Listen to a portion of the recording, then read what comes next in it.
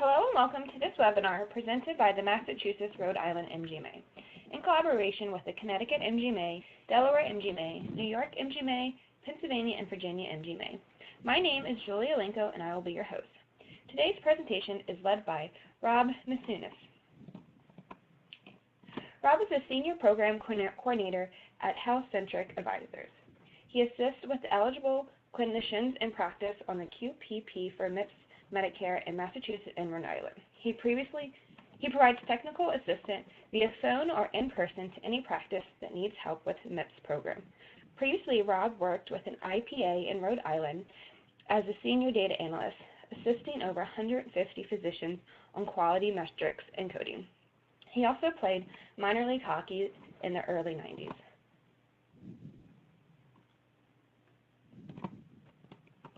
Before we get started, I would like to review a few housekeeping items and let you know how you can participate in today's web event. The viewer window is on the right and it allows you to see everything the presenter is sharing on the slide. The control panel is on the left and it is how you can participate in the webinar. The audio panel provides audio information. By default, you have joined the webinar using microphone and speakers. If you prefer, you can join the audio using your telephone by selecting Use Telephone under the audio drop-down box. The dial-in information will be displayed, including the audio pin. During the presentation, you have the ability to send questions to our staff through the chat box found on the left side of your screen. Simply type in your question and click Send. At the end of the presentation, we will do a question and answer session to answer as many questions as we have time for. As a final reminder, we are recording today's event, and you can view a recording of the webinar on the participating MGMA website. Please welcome Rob. Hey, Julia, thank you so much for that introduction. Hopefully we'll get some good knowledge out of here for everyone who's on this webinar. And if there's any, like you said, any questions at the end or even during it, feel free to put them in the chat room. And I think if they're pretty urgent, Julia will read them out. Otherwise, we'll wait to the end. But thanks again for having me. As we go over this, we'll see, we'll start out with kind of what's going on in the current year to 2018, and then we'll progress onto the differences between 2018 and 2019. And then at the end, we'll kind of go over some of the, what to do, what's the best interest of your particular practice, or if you're a clinician, what makes sense for this year and for next year, and kind of, give you some insights of if you're doing things, maybe there's other ways to get to the certain point values to avoid the penalties. What I wanted to mention anyway is currently I do work in Rhode Island and Massachusetts for Health-Centric Advisors. We're one of the DSOs in the New England area that works with all of the clinicians, basically practices with 15 or less for free. And I know a lot of times that being free doesn't always, correlate with a lot of the practices, but it is free. And I think once the practices realize that and they realize what our services do across the country, that it's a huge opportunity for you guys to use us. And like I said, it is free, and we'll do anything to guide you in the right direction. So hopefully, like I said, we'll get a lot of knowledge out of this today. One point, I am not an expert on APM, so I really, 100% of my time is spent on small practices. So if there are questions, if you're in ACR or APM, I may know the answer, but most likely I will not. So I will try to do my best to answer those questions truthfully if there are any there. What I'll say here is on this page, it's just a disclaimer. This report is basically created for our New England region. So obviously it's good across the country, but we just wanted to get that out there that it is, it's applicable to all states, but the report initially was created for the New England states. So as I mentioned, we'll kind of go over, kind of MACRA, MIPS, QPP, whatever you want to call it first, and then we'll go over the 2019, which is year 3 proposed rules. And then the last part of it, as I mentioned, is kind of what to do, avoid the penalties. Should you shoot for the incentive? Should you just look to avoid the penalty? Whatever based upon your circumstances in the office. And like we said at the end, we'll have some questions. So hopefully most of you are already participating in MIPS, so a lot of the basic information here that we'll go over the next few slides. We'll pass through them quickly, to really hopefully you understand them. So even here, this is basically our support center, which I think there are 13 or 12 or 13 across the United States, and essentially we're all the same, just depending on where your location is. You have a particular support center to deal with. As I mentioned at the beginning, everything we do is free. So it's usually like a hard time. I know a lot of the offices get inundated with a lot of phone calls, people trying to sell them stuff, but in the end, everything we do is free. So I will stress this over and over today. If you do need anything, please reach out to your DSO. It is on the QPP site. There is a place where you can check off your state, and it will give you the appropriate contact information. Obviously, if you're in New England, my contact information will be at the end here, and definitely reach out to me if needed. So we'll kind of go over a little bit of MACRA, MIPS. Basically for the current year, 2018, it's a 5% penalty if you do nothing. Hopefully you guys are all, the reason you're on this webinar is that you want to do something to avoid the penalty, and we'll get into that a little bit later on. But the MIPS program really is based upon practices that are 15 or less clinicians at the practice. If you're in an APM, usually you're 16 plus, or you're a practice that is part of an ACO at this point, the advanced payment model. As I mentioned, my level of knowledge, is a little bit on that, but not necessarily that strong. So we'll skip around a little bit on it. So the MIPS here, as I just looked at the slide, I realized that we forgot to put in the cost, but we'll get into that in a minute anyway. But there are really 4 categories, 4 domains, as you want to call it. With MIPS, there is the quality measures, there's the meaningful use, which is now called PI, and there is the improvement activity. And the different type of APMs are shown here. And like I said, if you are in an APM, hopefully you do know it. What we usually try, if you're not 100% sure, is to, because there's participants versus preferred, usually if you are a participant, which are all the PCPs of that ACO, then you're usually exempt from MIPS for 2018. But dealing with a ton of clinicians, a lot of them don't realize that they're in an ACO, and some think they're in an ACO, but technically they may be a preferred member. So we always say if you're not 100% sure, to call your administrator and find out exactly what your role is within that organization, the ACO, and then we can kind of help determine if you need to submit for MIPS or not. But we always say if you're not 100% sure anyway, you can always submit for MIPS. At least you're covering your basis anyway, just in case. You never want to get hit with a penalty if you're doing the work. Just a couple here. There's a couple reporting options, whether you're an individual or group, and we'll get into this later down the road, but not too much has changed from 2018 to 2019, and I think that's nice for the small practices. I think CMS is still understanding that the small practices, especially if you're in a rural area where you don't really have the staffing, you may not have an EHR, and they still are working with those practices, really trying to make sure that they at least partake in this program, so there's no penalties. And of course, if many of you have done meaningful use or PQRs in the past, you may be getting hit with penalties this year if you did nothing in 2016. It always pays out in 2-year increments. So they lumped the whole all those programs into one. So hopefully you did something in 2017. So when next year rolls around, you're not getting hit with a payment. But if you did nothing, hopefully what we'll go over today will at least give you the incentive to start doing something for 18. And in the end, what I try to do from my role is really put the blinders on anyone who I meet with, whether it's a clinician or an office manager, because the program, if you go to the CMS website and read about it, it can completely just blow your mind.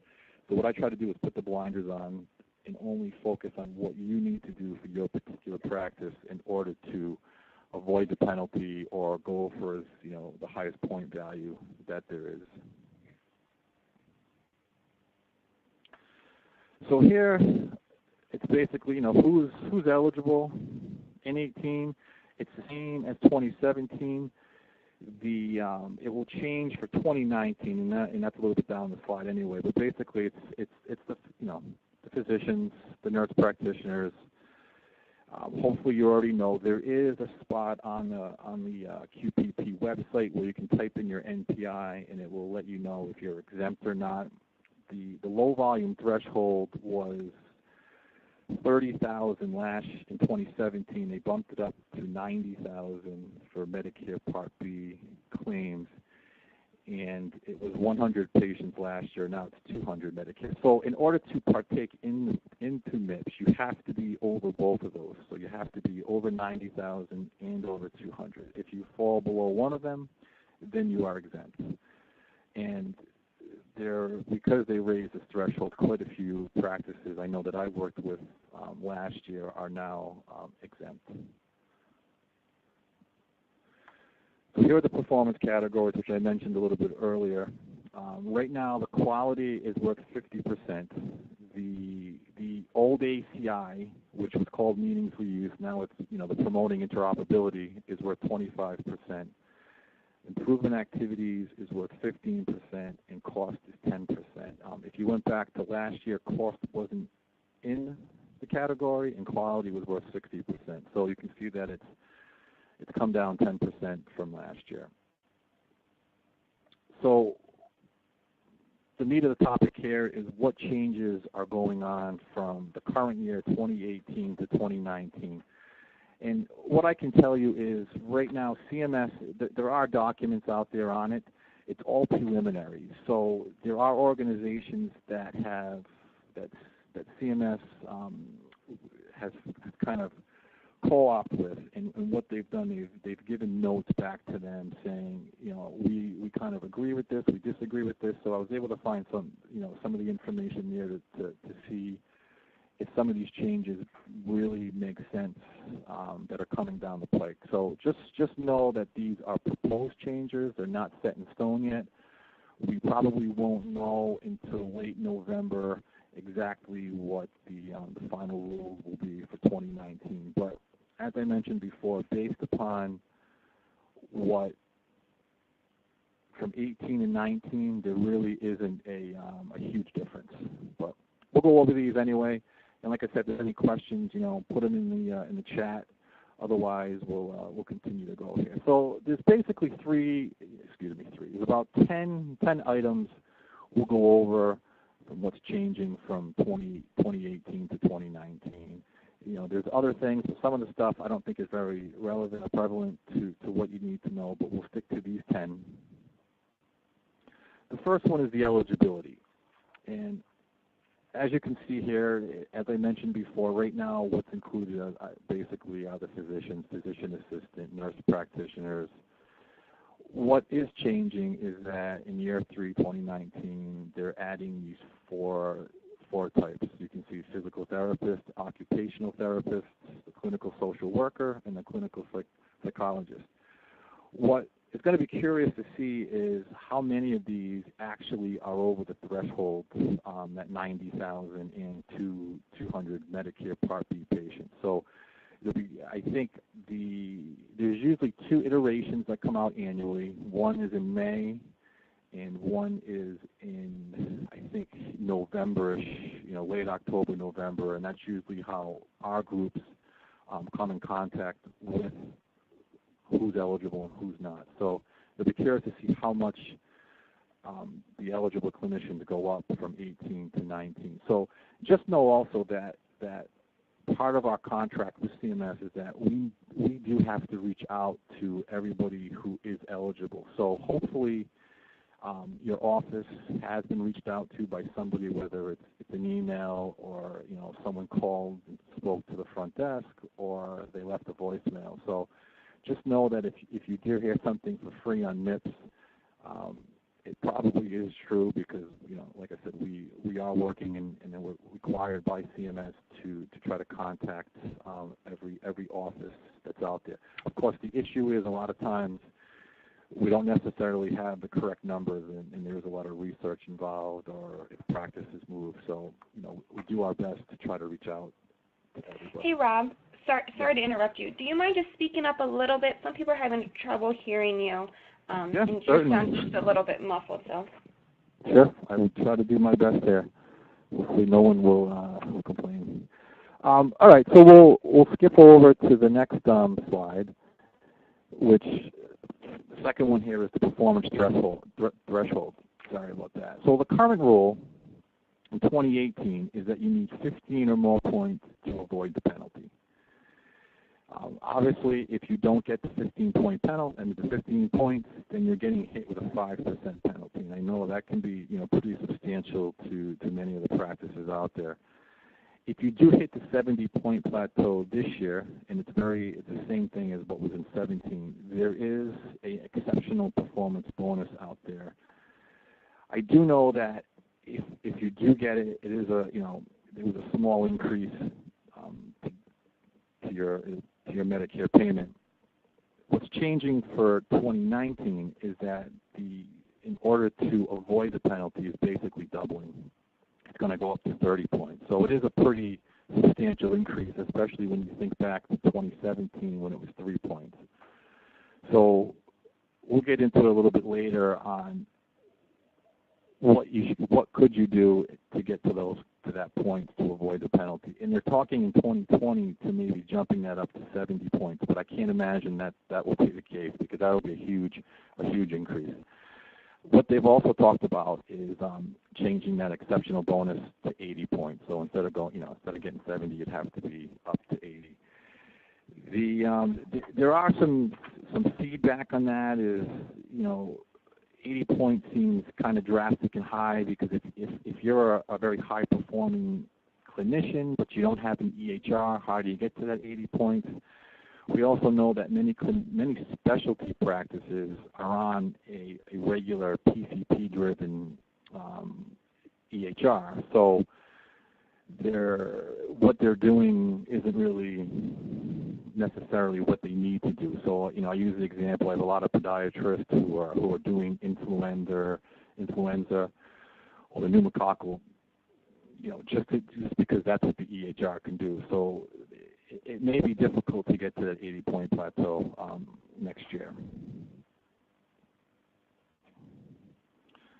The third one here is the low volume threshold, and right now, as I mentioned, it's greater than or equal to 90,000 in Part B allowed charges, or greater than the 200 Medicare beneficiaries.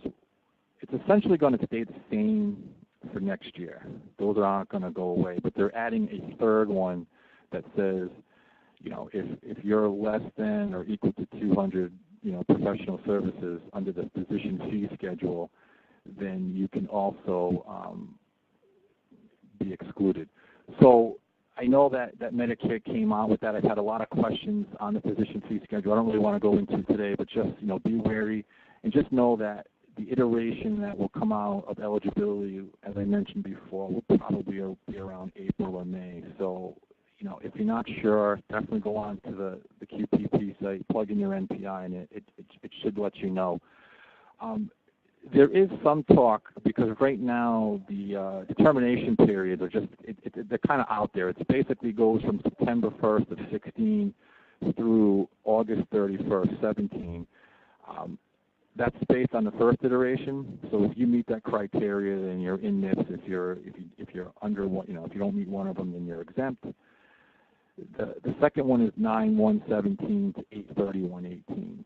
That'll be part of the iteration number 2. Now, there's talk to say, listen, can we just have one time period? So that way everyone knows right off the bat whether they're in or out of MIPS for the current year. So hopefully CMS will kind of take that to heart and just, find the one time period and look at it. And if you're in, you're in. If you're out, you're out.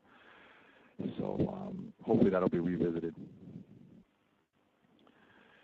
The other big one that's going on here that they're talking about is an opt-in. So essentially what it means is that you are technically exempt from MIPS. There's really no current rule for this year. It's happening in 2019. And what they're saying is if you meet one of the two or one of the three, then you can opt in. So you can, either go through a third-party vendor to submit your data, or you can submit through your EHR, through a registry. You can submit on the QPP portal. But some of the issues that have come up is because this is a budget-neutral program. So part of what happened, and I know there'll be some notes in it later, is that I think 91 or 92% of all the clinicians across the United States participated last year. So there's only X amount of money that goes out based upon this program. So part of our questioning is, okay, if all of a sudden you have a ton of clinicians who say, I'm going to opt in, well, how does that adjust the payments for all the clinicians who are already in it? The other aspect is more for our side as a DSO, because as I mentioned before, part of our contract with CMS is to reach out to 100% of all the eligible clinicians. Well, now all of a sudden, if we have opt-in, part of our role is, do we need to then reach out to those clinicians who are opting in, and how do we know about it? So there is a little bit of feedback on this, and it'll be curious to see what happens once the final rule comes out. But currently, right now, you do have the option to opt in, especially if you're a high performer and you've been doing a lot of these quality measures or meaningful use in the past. It makes sense that you can partake in this program. One of the things that CMS has actually done a pretty nice with is a small practice bonus. So in the current rule, as long as you partake in any part of MIPS this year, you receive 5 extra points. So if you do your improvement activity, even if you did one quality measure, you're going to get 5 bonus points on top of that. So it does make it a little bit easier to reach, the 15 points to avoid the penalty. So right now, as long as you partake, they just take those 5 bonus points and add it on to the top of your score. What they're saying for 2019 is that you still get 5 bonus points for doing anything in MIPS, but what they're going to do is they're going to take those 5 bonus points and put them towards your quality. So it's not as easy to get the full 5 points, because if you do very well in your quality measures, then you may not even get the 5 bonus points. But my thought is, if you're doing very well in quality, you're probably doing very well in all the other aspects to MIPS, so you probably don't really need the 5 points. But nevertheless, there still will be 5 points, at least 5 points granted to you for a small practice. So as I mentioned at the beginning, it's nice that CMS is still trying to get the small practices involved in the program. The next big piece, if you do have an EHR, I know it's an if. I do work with a ton of practices who are still on paper. Many who are on the EHR now. Most of the EHRs that I've worked with have already gone over to the 2015 certification. So what that means is, if you're on an EHR, EMR, however you want to go by it, that particular software needs to be updated and it needs to be 2015 approved. So right now in the current rule, you can be 2014 or 2015, have that cert for this year. What they've done this year is that if your EHR is 2015 approved, then you will get 10 bonus points added to your PI, your meaningful use portion of MIPS. So it certainly makes it a nice change of pace where, just by using the EHR, you're getting bonus points. And it is 2015 EHR. So it makes it much easier to get the full 25 points towards the PI. What they're saying for 2019 is that if you are on an EHR, it must be 2015 certified. And they are taking the bonus points away because obviously you have to use a 2015 certified. So pretty cut and dry there.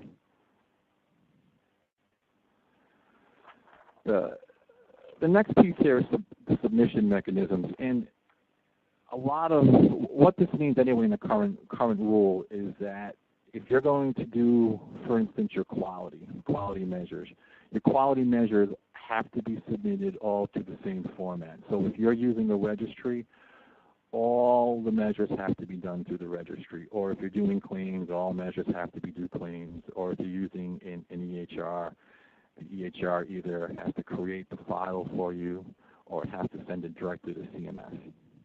What they're saying for next year is they're going to allow, multiple submission ways. So I think this will benefit a lot of the specialty practices because, as I mentioned before, the specialty practices just have a hard time, first of all, trying to find measures that they can use. There's, some, when you get in to like radiology, there's not a ton of measures out there. And I always use the example right now of a podiatrist. I have a bunch of podiatrists who are on paper. A lot of them have, obviously they have diabetic patients that come in. So what they're doing is they're using claims to submit. And one of their easiest measures is the measuring the foot if you're diabetic.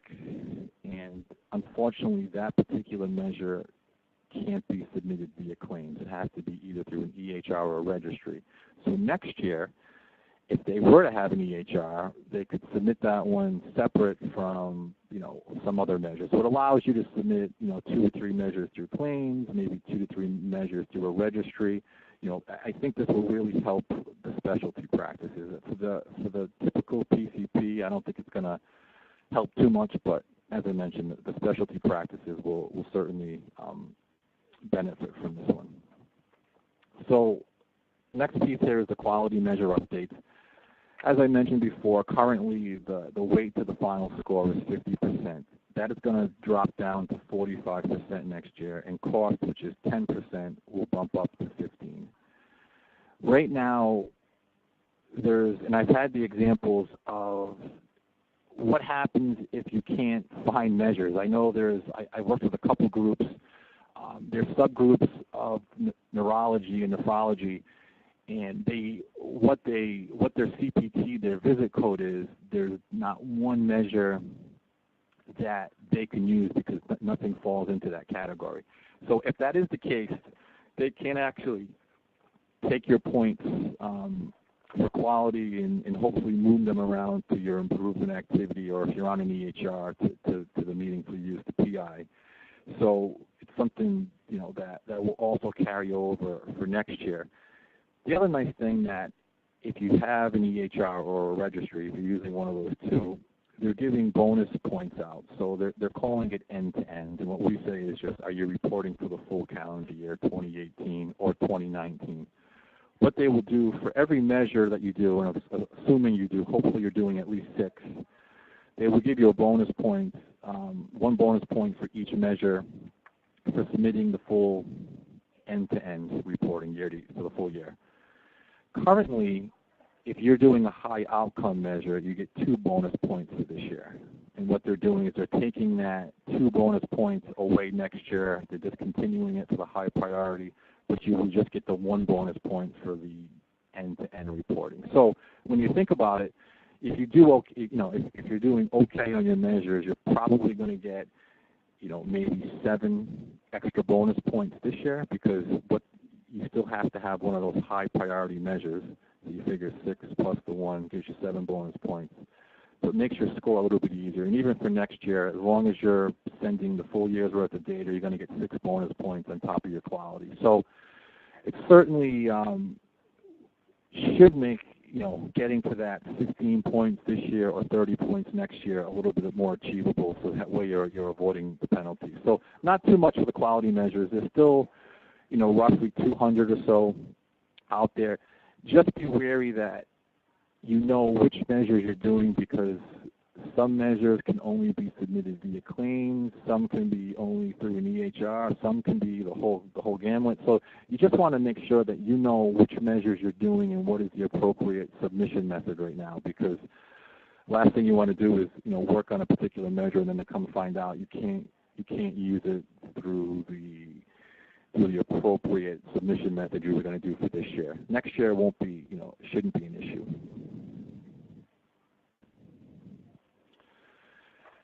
So as we move on to the improvement activities here, currently it's 15% of the total score of MIPS. That will not change for next year.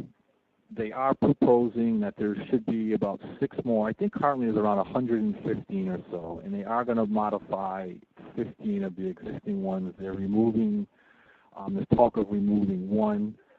I don't know which one they are removing, but what I can tell you is that this is probably the easiest way for 2018 to avoid the penalty. So if you're not sure how you're going to get the 15 points, finding an improvement activity that works for you out of the 115 is really the easiest way for this year.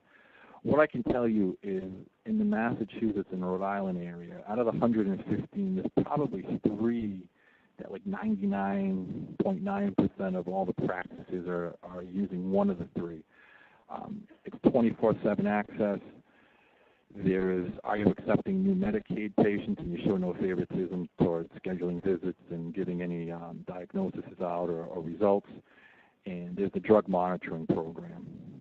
So if you prescribe opioids, are you logging on to your local system in the area to make sure that, has the patient been prescribed any of the opioids, recently, whatever.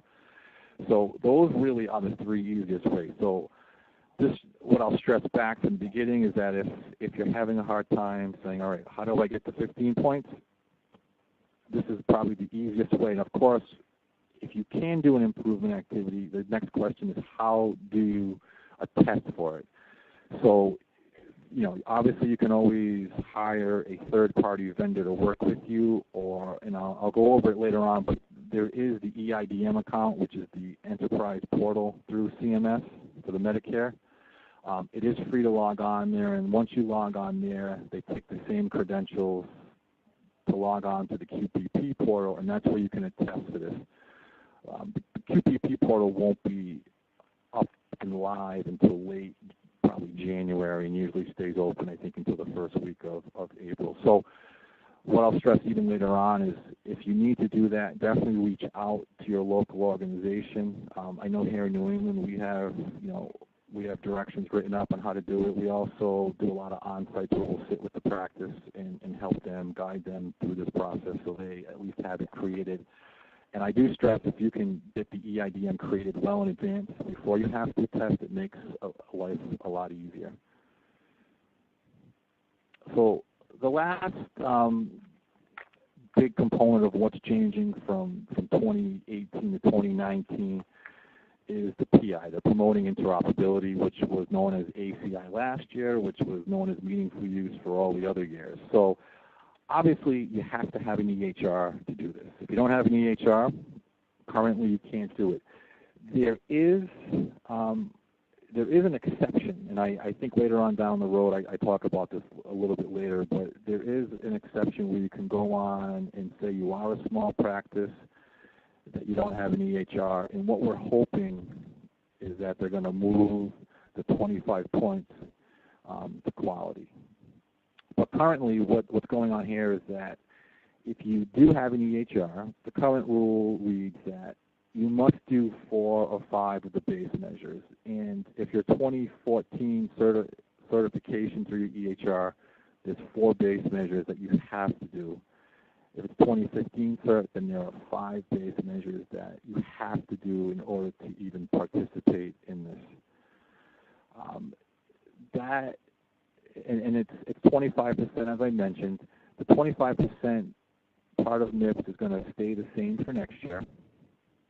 And as I mentioned right here, there's the reweighting. So if you're non-patient facing, if you work in a hospital, those CMS knows behind the scenes, it's on there that your points will be directed or reweighted towards the quality portion. What they're proposing for 2019 is that they want to possibly eliminate the base measures, which I think would actually make it a little bit easier. And I think currently, if you do your Medicaid meaningful use, it would kind of harmonize and go just how that is now. So it should make it a little bit easier. The scoring methodology, I think, will change a little bit. So the score will add up to 100, and it makes it a little bit easier what CMS is proposing, especially if you don't really understand how the scoring is done through CMS, because even currently now, just by doing the base measures, you get half of the 25 points, and then everything else is scored upon to get the full 25%. So it should make the scoring a little bit easier. And as I mentioned, the reweighting, if you're non-patient facing, or, obviously, like I think if you were in Houston in 2017, because of the flooding, I think you became, you didn't have to worry about it as well. So if there's uncontrollable circumstances in the area. But just know that this is probably going to be one of the most drastic changes from 18 to 19 out there. There is also talk of adding 2 measures to the e-prescribing. So if you currently do meaningful use, one of the first ones out there is the e-prescribe. And they're talking about basically adding 2 more kind of drug monitoring for the opioid epidemic out there. Of course, there's a lot of feedback coming out there saying, will doctors really understand this? Will the EHRs be able to track it? So just know that the feedback is there's a lot of strong feedback on this for 19. So it'll be curious to see if CMS takes that feedback and kind of maybe does small changes to the PI for next year. But we'll find out hopefully in the next month or 2. So the next thing I want to talk about is kind of, what's your best alternative? What should you do for 18 and 19? Should you, go for it? Should you just look to avoid the penalty? It's always questions that come up to me when I'm out and about. So just a quick talk. The budget neutral program, like I mentioned, you can see that 91% of all the clinicians across the United States participated last year, which I think is outstanding. I don't think CMS really expected that it was going to be that high.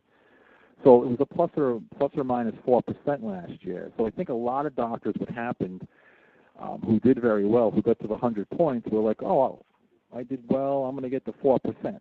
Because so many doctors participated, the max payout was 2.02%.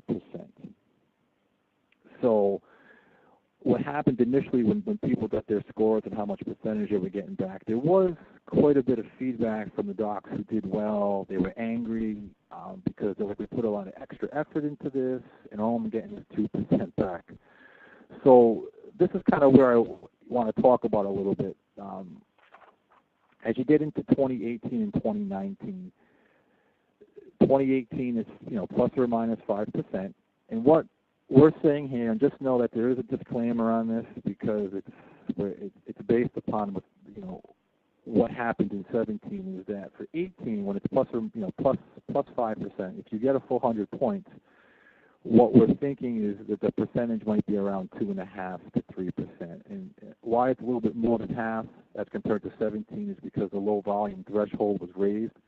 So now you have less clinicians going for that money in 2018. Of course, in 2019, when it's 7 to minus 7%, we're still saying roughly half, but now you have all those 4 new types of clinicians who can partake in MIP, so it might be more of the 3.5. So it's always like, what should I do? Should I really put a lot of effort into this? Just to have a couple quick points there. You can take 15 points in 2018. It's most likely going to be 30 points in 2019.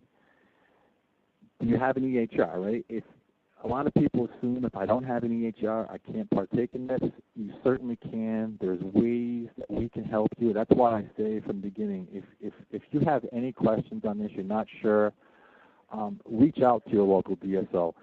We can certainly guide you in the right direction because, as you can see, as you get into 19, when it's a 7% hit, in 2020 it's 9 and 11 in 2021.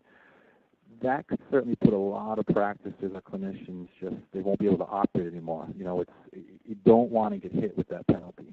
And there are ways and easy ways that we can guide you in that right direction to avoid the penalty. The last one here is, should you use claims? Yes, and we'll go over that in a second. If you don't have an EHR, it's not as bad as you think it is. So what here is I gave a couple of examples of avoiding the penalty. In 2018, as I mentioned, you need 15 points. The easiest way, as I mentioned a few minutes ago, is do your improvement activity. If you do, you need either 1 high measure or 2 medium measures. It's really the simplest way. Or you do 6 quality measures. And as a small practice, as long as you have one person that falls into the numerator, you're guaranteed 3 points. And that will also carry over for next year. So as long as you get one person and you close their gap and they're eligible, and just know that if you're doing claims, it's Medicare only patients. If you're on an EHR, it's all lines of business. So just kind of know which role you're going. Or you could complete your PI there. But obviously, if you're doing the last one, you're probably doing your quality measures, and a lot of EHRs can submit your data to CMS directly, so then you can usually choose your IA. So usually, it's the practices who are just getting by that really want to avoid the penalty. In 2019, how do you get to 30 points? And this is what a lot of practices who I'm working with now, especially the practices who are on paper, is okay, let's do an improvement activity for this year, and let's start working on claims over the next couple months of the year. And what I tell everyone is, even if you've never done claims, maybe you start with 2 or 3, you figure out what the G codes are, those non-billable codes, and you kind of implement it into your workflow. So that way when 19 starts, maybe you've already worked in those 2 or 3, you implement the 3 other measures, you can certainly get the point values to hit 30. Because when you think about it, you have 15 points for doing your improvement activity. As long as you do, MIP some sort of fashion next year, you're going to get those 5 extra bonus points attributed to your quality measures. So that's why we say at least improvement activity and the measures should certainly, help you. On the 2019, I have 6 quality measures here. Obviously, when you're doing 6, you need to do well on them. So in order to get 30 points, you need to average 5 points on those 6 measures. So just know that there is ways. Even if you did average, you're going to get the bonus points. Plus, if you submit, a full year's worth of data, then you're also going to get extra bonus points. So it's just, it's things to think about, and this is why I stress over and over, if you're not 100% sure, reach out to us. We'll put the blinders on. We'll guide you in the direction that you need to do. And, of course, the last one is you can do your PI and IA. But usually if you're at that level, you're a high-performing practice, and you don't really need too much of our, knowledge or feedback there. The big question that then arises from all this, what should I do? Is it worth it? And as I mentioned before, it's that cost benefit. So when you think of, like this year, 5% and next year 7%, is the 2.5%, 3%, the 3.5%, 4% next year worth the time and resources that are needed to do it? So I have an example. There was a podiatrist that I was working out with in Springfield, Massachusetts. They hired a third-party vendor last year where they were typing in the names of every patient for every measure for the full year. What they told me was what they got back, and I think they were like around 1.5% is what they got back. The time and money spent for overtime probably was like tenfold for what the clinician got back. So what we came up with the idea is to add a little MIP section on their encounter form, and now they have the G codes because they do billing internally, so it's going to save them a lot of time. So it's always like when you're thinking about the incentive, do you have the staffing? A lot of solo practitioners don't really have the time. They just want to do the least amount as possible to avoid the penalty. One of the big things, if you do have any EMR, are you checking the appropriate buttons? I mean, we all know, especially as clinicians, they may put it in the note, but the way the EHR gives you credit is you have to check something or put in a specific diagnosis code. So you want to make sure that you exactly know how the EHR is scoring you. And as I mentioned, the time and effort. Is it worth all the extra effort to get 100 points or 90 points or 80 points? Is that percentage worth all the extra effort? And then, another big aspect of this is what is your Medicare percentage to your practice? I have a couple big practices that it's like 60, 70%, and they're their gross of Medicare is excess of a couple $1 million. So it makes sense for them to change their workflow to get the highest score as possible, because that's a lot of money for them. And obviously if your Medicare percentage is 25-30%, then maybe you just continue on your same workflows. At least you know you can avoid the penalty and go from there. But obviously it's every doctor is unique and different. It's something that you personally have to really think about what makes the most sense. This is like a little bit of a miscalculator, so this could help you. And I know, unfortunately, a lot of times it comes down to dollars and cents for doctors. This particular, it's a third-party vendor. And what this is based on is if you had grossed $120,000 in Medicare Part B the last year, and you actually got 100 points on MIPS. And what it does, it kind of dictates what it would be for 27, 28, 20, the 3 years here. But really what I want to focus on is the last line, where if you did nothing, that would be your penalty. So as you get into 2019, an $8,000, $8,500 penalty, I mean, that, as I mentioned back a little while ago, that could put practices out of business if you're getting hit with that. And you think in 2020, when it's, you're probably looking at 10, 11,000 for a hit. So my suggestion to everyone is definitely talk to someone if you're not sure. There are ways that you can easily avoid the penalty. The next one here basically lists all the DSOs across the United States. Each state obviously has one. Reach out to them. This is all on the QPP site. We can certainly send out these links if needed, but everything we do is free. Personally, I do a ton of on-sites. I find it really easy, and I find it much more helpful to kind of build that relationship, and I stick with my clients. Try to email them monthly, and if anytime they need help, they know they can reach out to me. So just know that, we're out there. It is a free service, and we certainly will support you in the best that we can. So is there any questions or anything, Julia, you want to? Yep, we have a couple questions coming in. And a reminder to use the chat box if you have any questions here for Rob. So the first question, has there been any discussion about expectations for EHR who haven't upgraded yet by 2019? There is a possibility that you could be exempt. There could be that exception. I can't think of the word right now, but exempt for it.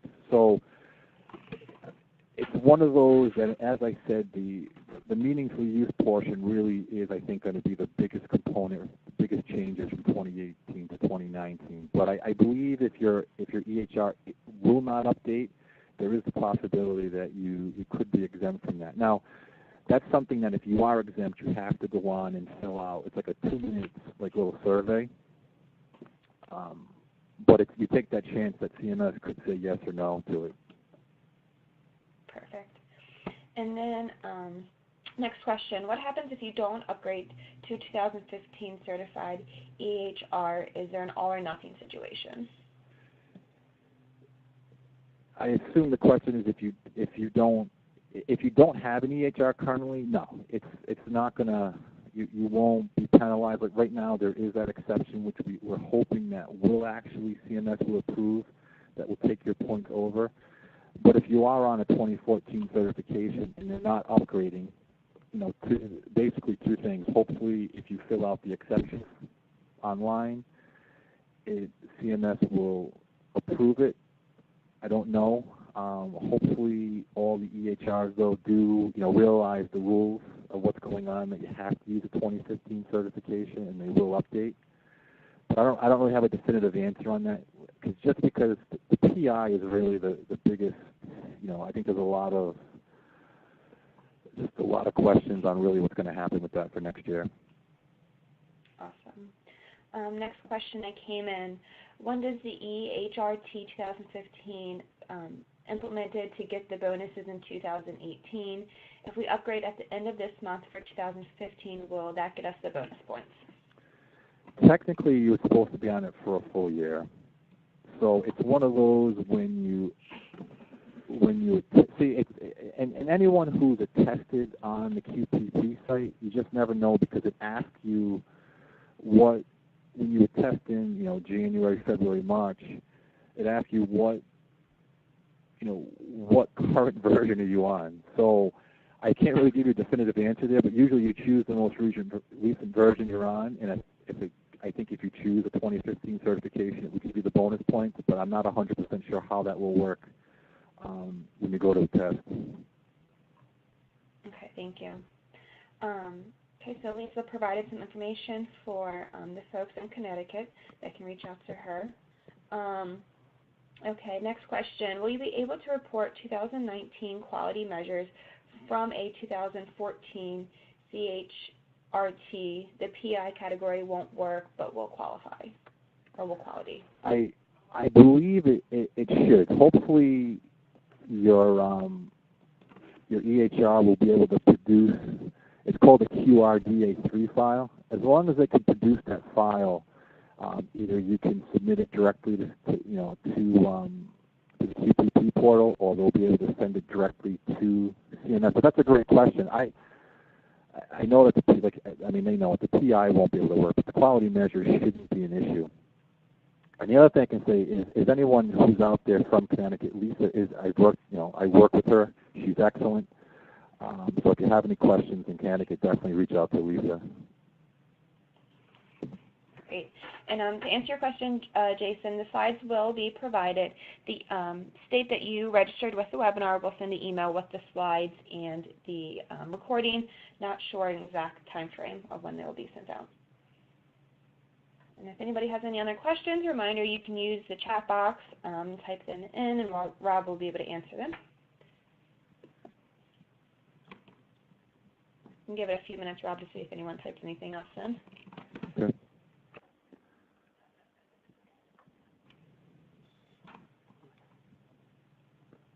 Yeah, I mean, hopefully a lot of people, as I mentioned at the beginning, that are already, doing MIPS. It's not brand new to them.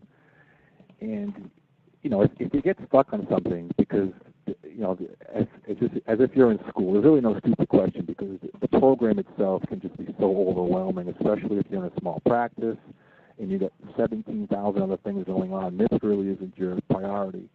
So there's a ton to it, and that's why we say, reach out to, one of your, wherever your local group is, and we can certainly, set up some time. And as I mentioned, and I don't know how other groups across the country, but here in New England, we definitely do a ton of on-sites, and I find it to be a very, rewarding on both ends. Great.